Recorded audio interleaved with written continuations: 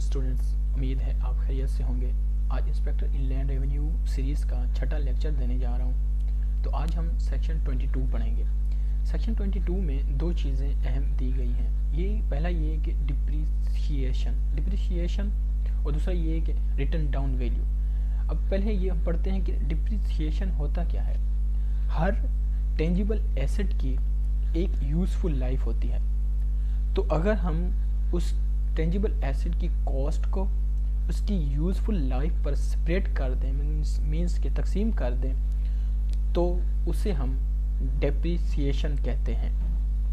Return down value क्या होती है? रिटर्न डाउन वैल्यू वो वैल्यू होती है जो कि आपके पास टोटल एसेट की वैल्यू कितनी है और कितनी डिप्रिसिएशन आप ले चुके हैं। मतलब ये है कि आपके एसेट की वैल्यू थी 1 लाख रुपया, तो उसमें से आपने 20,000 उसकी डिप्रिसिएशन ले ली है, तो जो बकाया 80,000 बचेगा उसे हम रिटर्न डाउन वैल्यू कहेंगे। तो बढ़ते हम अब सेक्शन की तरफ। इसमें पहले जो वो MCQs बता रहा है कि एक पर्सन टैक्स ईयर में जितना टेंजिबल एसेट को यूज़ करेगा उतनी ही उसको डिप्रिसिएशन मिलेगी। अगर मतलब ये एक एसेट है, उसने वो सारा साल यूज़ करना था, लेकिन उसने उस एसेट को सिर्फ 6 मंथ यूज़ किया, तो जब वो डिप्रिसिएशन लेने जाएगा तो सिर्फ उसी 6 माह की डिप्रिसिएशन उसको मिलेगी। तो नंबर 2 एक ये बनता है कि एक डिप्रिशिएबल एसेट है तो उसमें उसकी कितनी डिडक्शन हम ले सकते हैं। तो ये इस रेट मतलब इसका जो रेट बनेगा वो हमें बताया गया है पार्ट 1 ऑफ 3rd शेड्यूल में कि किस रेट पर हम डिप्रिसिएशन ले सकते हैं। और ये कि अगर कोई एसेट्स पार्शली कारोबार के लिए इस्तेमाल हो या पार्शली किसी और चीज़ के लिए इस्तेमाल हो, तो जो पार्शली कारोबार के लिए इस्तेमाल हुआ है उस पर डिप्रिसिएशन मिलेगी। डिप्रिसिएशन कभी भी कॉस्ट वैल्यू से ज़्यादा नहीं होगी, ये आप याद रखिएगा।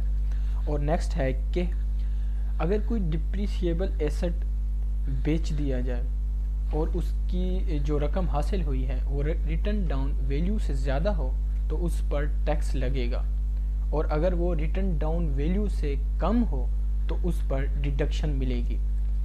ये था MCQs। अब नेक्स्ट है कि ट्रांसपोर्ट व्हीकल पैसेंजर व्हीकल की डिडक्शन किस तरह से निकालेंगे।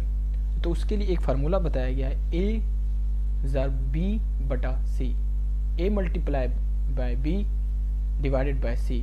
इसमें A की वैल्यू होगी डिप्रिशिएबल एसेट को बेचने पर जो रकम मिली, और इसकी B की वैल्यू होगी, B की वैल्यू इसके सेक्शन 13 के सब सेक्शन A में बताया गया है कि वो 25 लाख से ज़्यादा कभी भी नहीं हो, और इसकी C है असल कीमत जो व्हीकल को ख़रीदने पर या एक्योर करने पर लगी थी।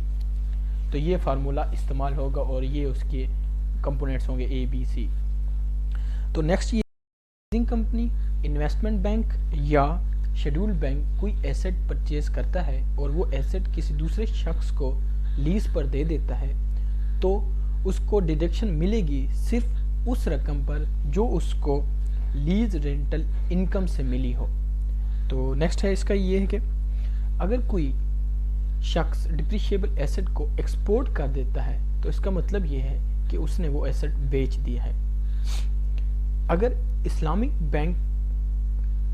फाइनेंस बैंक के साथ एक टैक्स पेयर शराकत दारी करता है तो इसका मतलब ये समझा जाएगा कि वो डिप्रिशिएबल एसेट मुकम्मल तौर पर उस टैक्स पेयर की मलकियत है। ये था सेक्शन 22 जो मेरी नज़र में MCQs बनते थे, इसमें वो मैंने आपको बता दिए हैं।